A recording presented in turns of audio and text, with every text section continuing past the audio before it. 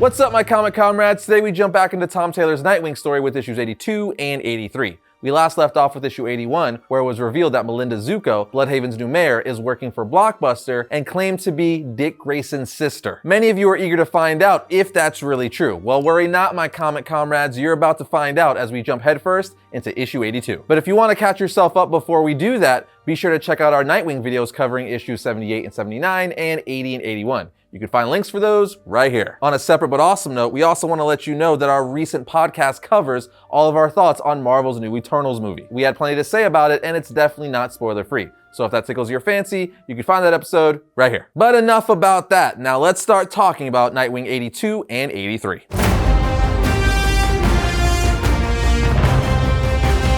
The story starts off with Dick saying to himself, "My sister?" before telling her, "I've studied my family history. I'd know if my father had another child." Melinda then looks at him saying, "Why? He didn't." Dick then says to himself, "Oh no, I need my mask." She then tells him, "I think your secret identity might be blown by now." He then tells her, "It's not that. I have to stop something." He then takes his mask out of her pocket and puts it on while saying, "Oracle." She responds, "Nightwing, are you okay?" He says, "I'm okay. Call off whatever rescue is about to take place." She replies, "They attacked you." He tells her they defended themselves from a masked man who broke into their home, while Tim Drake in the background says, "Sure, when you put it that way." Barbara then tells the cavalry, "This is Oracle, stand down," as we get shots of the Titans like Donna Troy, Cyborg, Starfire, Raven, and Beast Boy flying there to rescue him. We also get a panel where we see Batman is in his Batwing going to save Dick as well, but they all turn around after Oracle calls them off. It's a really cool scene that lets us know if Dick is to go offline or if he's in danger, there's a plan in place where several allies come after him to save him. Meanwhile, back in Melinda's apartment, Nightwing says, "All right, we're good." She then asks, "What was that?" He tells her, "I'm guessing you almost had a building full of very protective superheroes." Right after this, Oracle tells Nightwing over the comms, "Don't trust her. Keep this channel open." He responds saying, "I will." He then tells his supposed sister, "Now we should talk." She says, "Sure, but let's get you changed first, unless you're happy to share your secret identity with more people today." He asks, "Who am I meeting?" She tells him, "My mother." Once Dick gets out of his Nightwing costume, he goes to meet her mother, and when he's introduced, she tells him, "My God, it's like looking back in time. You look so much like John. You have the same kindness in your eyes." And there's Mary, shining in that beautiful Romani smile. She then asks Melinda, "What have you told him?" She responds, "Only who I am to him. I thought the rest would be best coming from you." At which point she tells Dick, "My name is Mei Lin.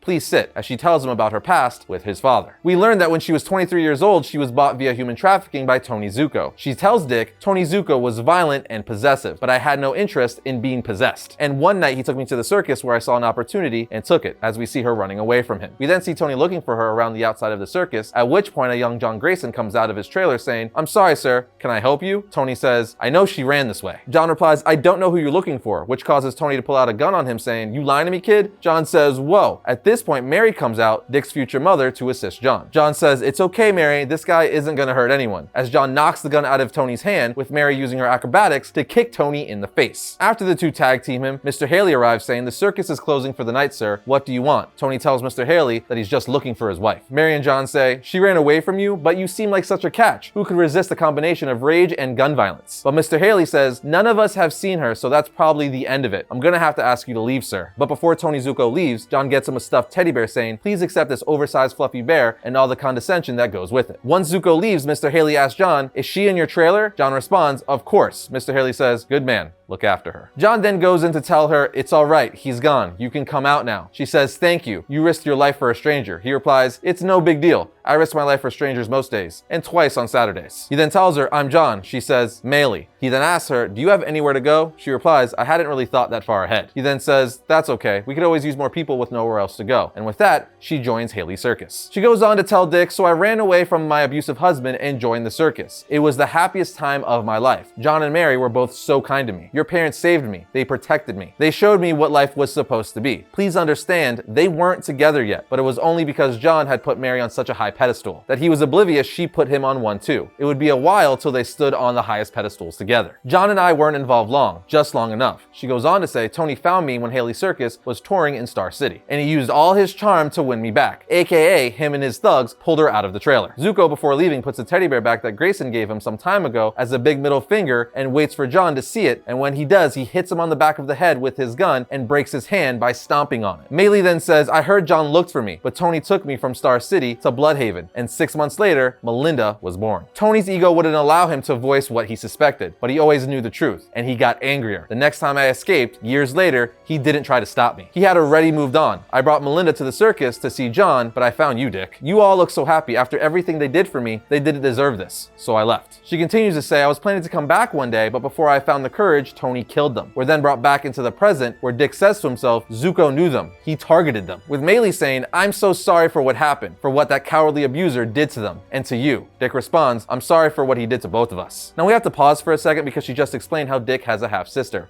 which I think fits perfectly into the past, giving us more insight of things that happened before Dick was born. But more importantly, it gives us Dick Grayson fans and Dick himself reasoning and motive for why Zuko killed Grayson's parents. Dick even says Zuko knew them, he targeted them. So this story of Dick's half-sister also shows us why Zuko didn't like John and Mary Grayson, and ultimately why he killed them. Anyway, after a nice sentimental moment with Dick and Maylee, Melinda and Dick walk out to find that Blockbuster and the police he controls have Nightwing surrounded in Melinda's apartment. And with that, we jump to issue 83. Issue 83 opens up with police outside of Melinda's door saying, this is the Bloodhaven police. Come out with your hands on your head. And Blockbuster tells the commissioner, 2 minutes and then I'm going in. Meanwhile, inside the apartment, Melinda tells Dick, before whatever this is happens, you need to know the truth. He tells her, I know the truth. I've seen your FBI file. She says, what you've probably seen is a file that's more redaction than words. He tells her, are you telling me you're not working for Boss Maroney and Blockbuster? She says, I'm not, but both men certainly think I am. She continues to say, my FBI file will tell you that I grew up with the Maroneys, but what it won't tell you is that I brought down 2 crime bosses from the inside. Now, I've worked very hard to get where I am, and I plan to do the same exact thing for Bloodhaven. Dick then says, really? She says, you have difficulty believing someone could have a double life? He responds, no, I'm pretty used to that idea. As he thinks to himself, breathing steady, no rapid blinking, stance isn't rigid, no notable pupil dilation. Either she's telling the truth or she's an excellent liar. She then puts her hand on his shoulder saying, Dick Grayson, I've thought about the kind of person you might be for years, and now I find out my brother is Bloodhaven's guardian superhero. We can help each other. We could bring these people down. He says, actually, we could do even more than that, Melinda. I'm about to do something and I want to tell you. I want to believe you. But before he could finish his sentence, the police commissioner from outside the door says, Nightwing, we know you're in there. So Dick says, they're here for me. They must have had eyes on your home. They think I broke in. Then Melinda's bodyguard says, you did break in. He says, oh yeah, I suppose I did. But right now they think a dangerous vigilante has broken into the mayor's home. We could work with that. Then on the next page, we see Blockbuster kick the door open as we see Melinda and her bodyguard tied up. Blockbuster then asks, did he get anything from you? She says, nothing. You had people watching my home? He answers, of course. I protect all my assets. Where is he? Melinda's guard says, he went out the window. And then on the next page, we see Nightwing on top of the building with a police chopper saying, he's on the roof. At which point he's greeted by Blockbuster. Oracle tells Nightwing, you are in no shape to be fighting Blockbuster. He says, you're right, Oracle. I'll ask him if he can come back at a more convenient time. They then start having an epic fight on top of the roof that ultimately leads with Blockbuster telling his police to open fire on Nightwing. But Nightwing proceeds to run directly into the gunfire saying, I'm sorry, Oracle, I can't run away from it. That's not an option. If they keep firing at the building, someone could get hurt. So he leaps towards the gunfire and Police Chopper then uses his Eskrima sticks to launch a line that attaches to police officers inside the chopper, doing a full trapeze act from the helicopter, swinging around and inside the chopper, tying the 2 SWAT guys up and throwing them outside the helicopter to dangle from a line. Nightwing then uses the helicopter as a getaway vehicle, and when he finally gets back to Barbara and Tim, he collapses on the bed saying, you heard I have a sister? And even better, there's a chance she's not evil. Barbara says, I heard. You need to talk about it? But Dick didn't answer because he immediately fell asleep. On the next page, Barbara says, good morning. Dick says, I guess. Honestly, I thought I'd sleep for longer. She says, you slept for 2 days. While handing him a cup of coffee, she says, it's okay. Tim has been patrolling for you. No sign of Heartless. Dick then tells her, I need to start talking to some people. She asks who. He then tells her, people who've devoted their lives to helping outside the system. People I love. Experts. A friend. As we see him talking to Leslie Tompkins, the Titans, Lucius Fox, and Superman. We then see Dick talking to Superman on top of the Daily Planet saying, I have an idea. You gave me my name Nightwing, and you've given me some of the best advice I've received in my life. I thought you might have a unique perspective. Superman replies, being an alien? Nightwing says, being one of the most human people I know. Clark then asks, have you spoken to Bruce? Dick says, no, I'm worried he'll talk me out of it, or talk me into something else. He's persuasive and judgmental, and often infuriatingly right. Clark then tells him, yes, but he believes in you beyond a shadow of a doubt. Honestly, we all do, and he respects you.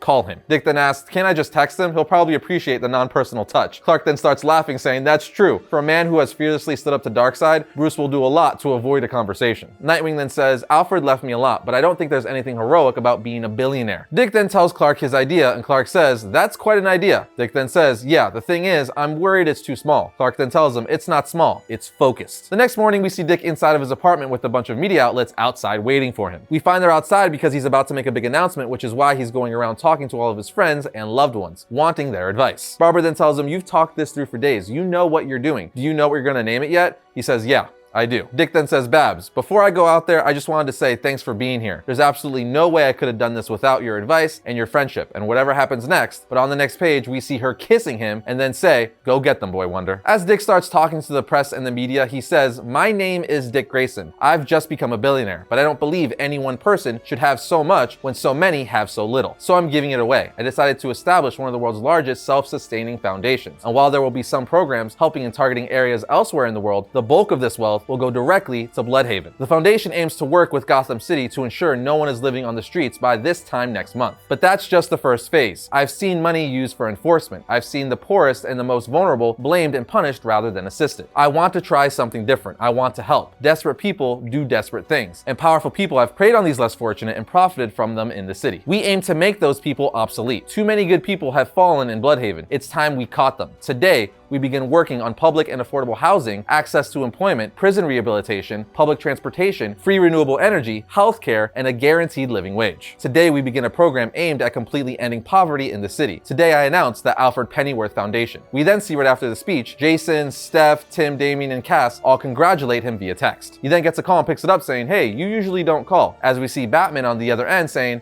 I know, I'm sorry, but you, Dick, you honored him today.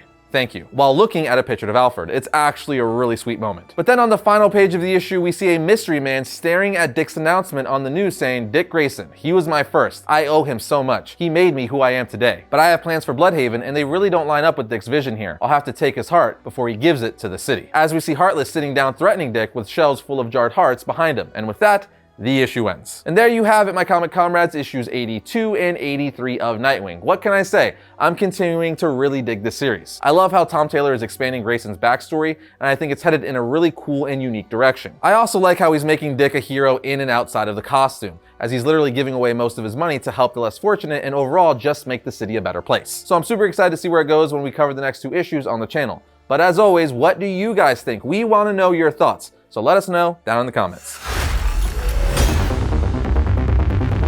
First up for the week of November 10th, we have the Joker issue 9. The terrifying Samson family is ready to exact their revenge on the Clown Prince of Crime for the murder of one of their own during A-Day. Will Gordon risk his life to save the Joker? The shocking series continues with the most horrifying issue yet. Next, we have Justice League Last Ride issue 7. It's all been building to this. Everything connects back to John's death, Batman's final decision, and Superman's regret. It all has been leading to this final confrontation with Darkseid. Who lives, who dies? It all culminates in a bombastic finale from which the Justice League will emerge eternally changed. Third in line, we have the Amazing Spider-Man issue 78. Ben Reilly's second real outing as Spider-Man pits him against Morbius, and it does not go well. The full support of Beyond gets tested as Morbius puts the hurt on Spidey in a big way. And finally, we have Static 4 Season 1. The Dakota crackdown comes for Static's friends. As the government cracks down on the superpowered teenage bang babies, Dakota's schools are getting emptier and emptier, and with someone he loves in the sights of the roundup, Static must put his own life and family at risk to protect them. And that's gonna bring today's episode of Variant to a close, but if you enjoyed today's Nightwing episode, be sure to check out this one right here. And if you like all of our content, like, subscribe, and comment. It always helps the channel out. But other than that, guys, I'll see you next time when I talk about all things comics.